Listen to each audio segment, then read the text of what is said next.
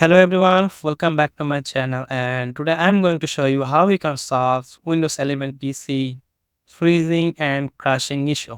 So this solution also work on Windows 10 also. So if you are facing this issue on Windows 10 or 11, so this is gonna help you to fix it. And also this is very quick and easy guide. We can fix this problem with three simple solution. So without waste any more time, let's begin the video.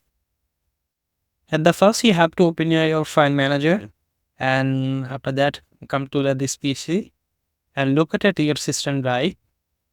I mean C drive.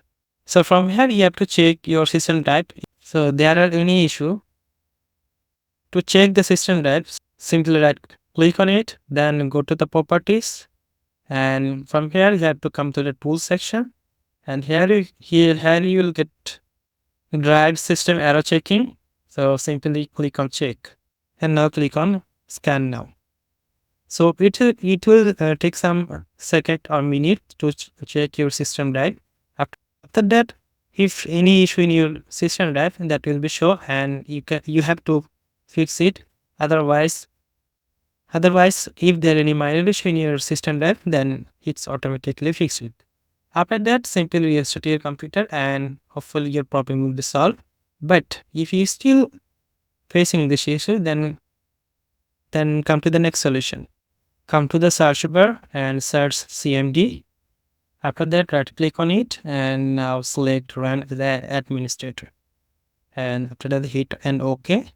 And your command prompt will be opened.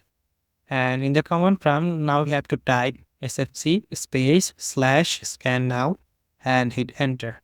So, and now, and your system scanning process will be start. So this is going to scan your full PC, and if you have any major or minor issue, so this is what it's going to automatically fix it. After complete the scanning process, simply close it, and have your problem will be solved. But if you not, try next solution. Come to the search bar again and click on startup, and now go to the settings, and now come to the Windows update, and from here you have to click check for update. This is going to check if any pending update available on your computer. After that, if you got any pending update, simply update it and restart your computer. Restart your computer. I hope your problem will be solved. But if you're still getting this error, then write in the comment section below.